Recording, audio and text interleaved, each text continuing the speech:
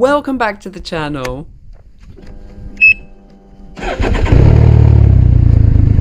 Oh, almost there. And season 4. This year, the tour actually starts in Altmünster, and I will tell you a little bit about the story behind that in a second. But it meant I arrived on a blood moon, and it was quite a sight in Austria. And as predicted, the weather is stunning. Blue skies, around 24, 25 degrees, absolutely gorgeous. So having had a leisurely breakfast and a couple of coffees on the terrace there, I decided, right, okay, it's time.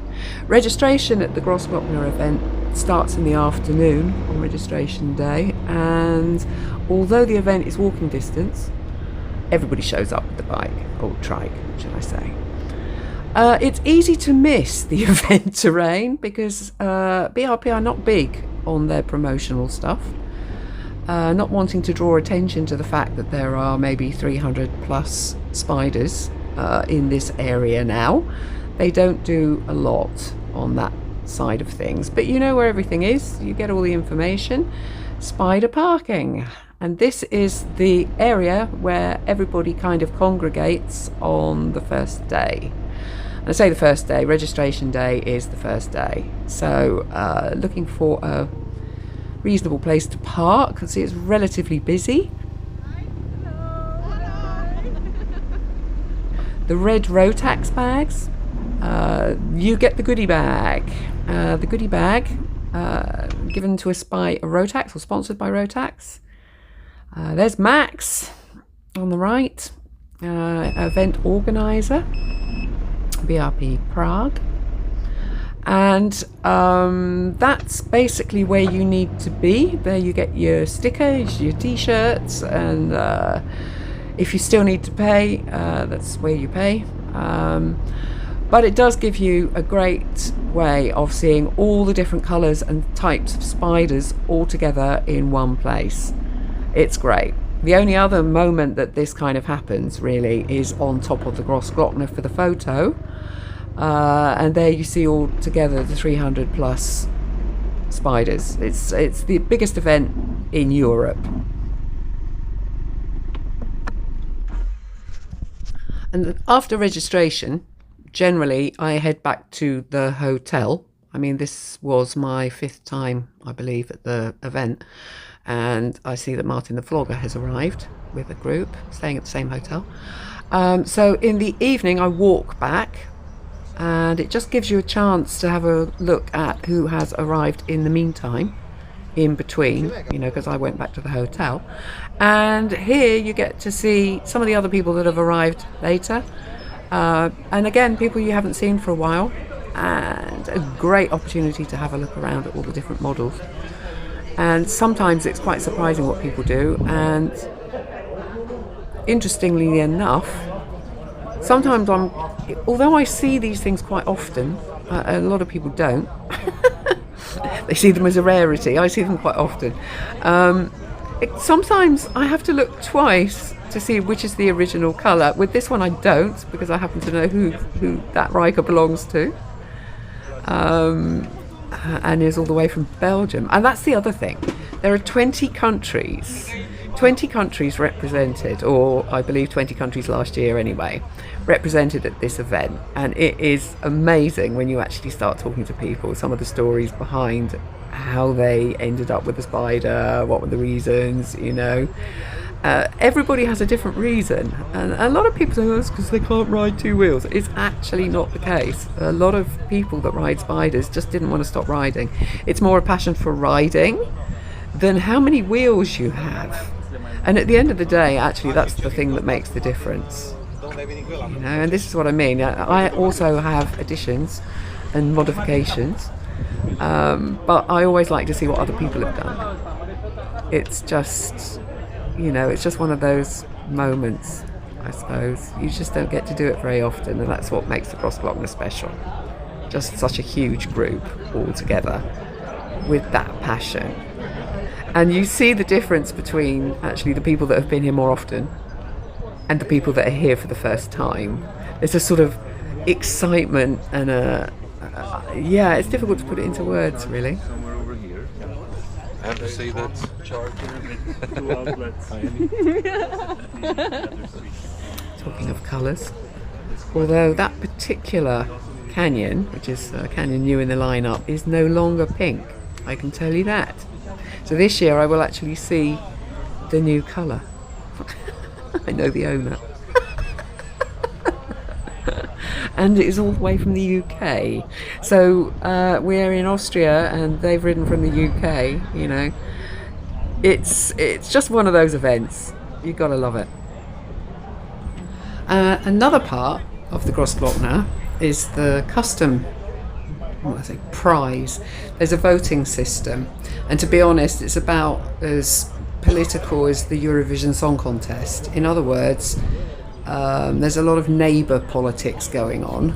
And the other thing about it is if everybody travels in a big group and they coordinate it properly, the chance is that whoever wins is going to be a member of the biggest group that attended. So, I mean, to be honest, it should be really independent. It shouldn't be based on which country, which spider comes from, or Ryker.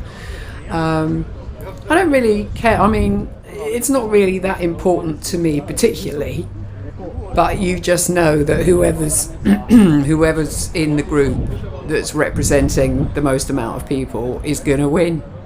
It's, I say, and I'm not saying it's not to do with the custom, I'm just saying that it's not necessarily to do with the best custom.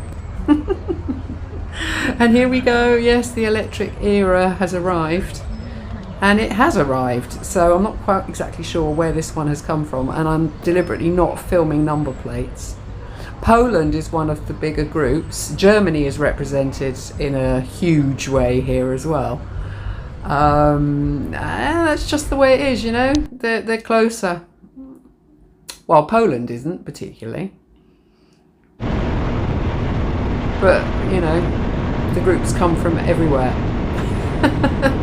So 20 countries. Yeah, the Stamp Day Challenge. This is the second day of the Grossglockner Challenge, and great weather, as you can see.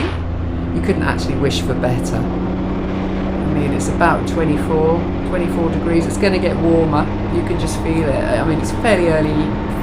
You've had breakfast leisurely, but this is still fairly early in the day, and as you can see, the roads are quiet and it's gorgeous weather, so it's going to be a wonderful, wonderful day. This is one of those moments when you get to see actually the area around Altminster, especially if you kind of hurried to get here. Now is the moment when you actually get to see some of the beautiful area that it is. Here we go again. You could miss it, and I almost did. Pop! There we go. There's the big promotional thing. That's the my first stamp point. So the card that you get with the goodie pack, there is room for 4 stamps. 3 will be obtained today, and the 4th one when you get to the top of the Grossglockner. Yes, first stop. Only I ended up staying here for about an hour. The second stop, I run into quite a few people, a couple of friends that I have seen at least the last 3 events, if not 4, and you'll be seeing those in a minute. But I mean, look at the weather, look at it, it's absolutely gorgeous. Something that does come up quite often now in European countries are the lines. These lines are an indication to not just motorcyclists, although I think they were predominantly meant for motorcyclists, is that they then know exactly where they should be in the bends, and there are a lot of bends here. Too far or crossing that white line in the middle of the road could mean a big accident. So they do it just to give you the indication as to kind of your position on the road and where it should actually be. Whether it helps significantly, I just don't know. I haven't spoken to enough people that have used them to know whether it actually makes a big difference. And to be honest, if you can ride properly, you'll have learned this anyway with positioning in the road. But when there isn't so much traffic around, just like this, which is actually my happy place, by the way. Nothing behind me, nothing in front of me. Look how quiet the roads are. You know, wonderful. This is really, totally my complete and utter sweet spot. Surrounded by gorgeous countryside, mountain views, and lake reflections. Well, you know, can it get any better? And this is one of the reasons, another one of the reasons that I find the Grossglockner such a beautiful, beautiful place to have an event. It's just stunning. And the castle up top, this is the second stamp.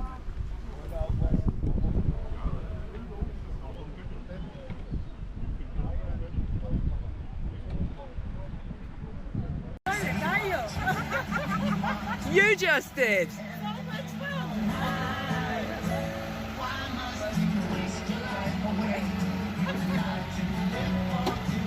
Come on then, pull out.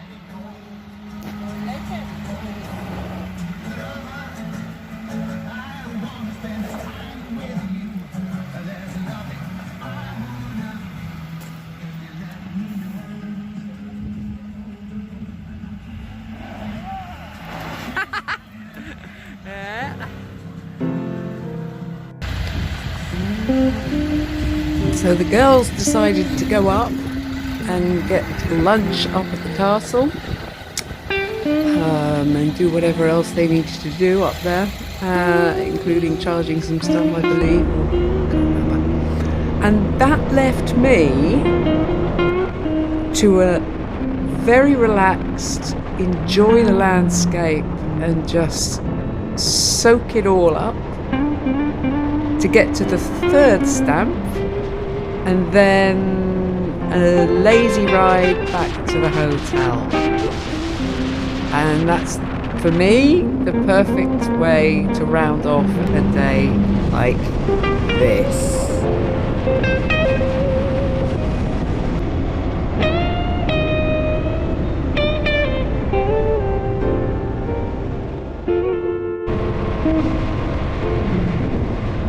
And just when you think it's not going to get any better, I'm suddenly I'm getting a throwback to Norway. Look at this place, look at it, look at that view. And that view is going to look different from every angle as well. I mean, it's just gorgeous here. Look at the colour of the water.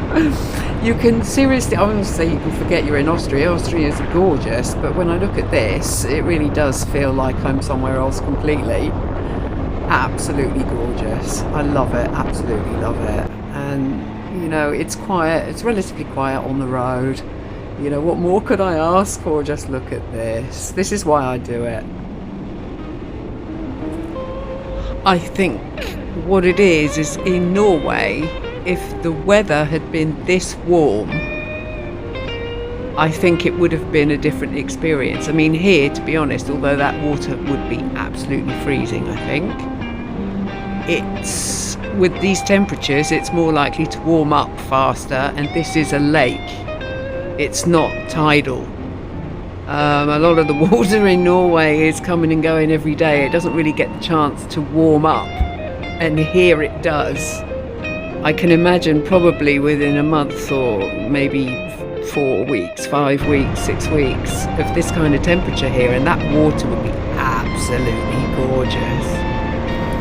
These kinds of roads, really seriously, with this kind of weather and the views, everything, the quality of the roads is excellent.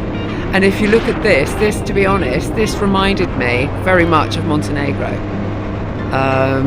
Going around the lake, coming back from Kotor, the view was very similar to this. Although a lot hotter, about 20 degrees hotter than it is today. You can't even imagine those kind of temperatures. You know, oh, by the way, your telephone will stop working at around 44 degrees centigrade, that is, by the way. Here we go again. These roads, actually, because I tend to use a different route, if I can, coming into Altminster, this road I have actually probably ridden now about 4 times. It's funny, really, that you have no idea where you are, and then suddenly you recognise a road that's like 1,200 kilometres away from home, better than some of the local roads to me at home. This is a great road. The closer you get to Altminster, the more familiar the mountain formation is on the other side of the water. It just kind of feels all very familiar. And that's kind of nice, being somewhere. Not that I tend to go to the same place often. I try to avoid it, which is why I like doing this kind of route, because it's like a sort of magical mystery tour. And they do change the destinations every year. So as much as the Grossglockner stays the same, the routes around where they send you to pick up these stamps are different each year, and that makes it interesting, that keeps it interesting. So once I was back at the hotel, we do the normal thing to the tent, and then afterwards back to the hotel, the last beer until the big day. The day, really, the important day, and the day that we're all here for.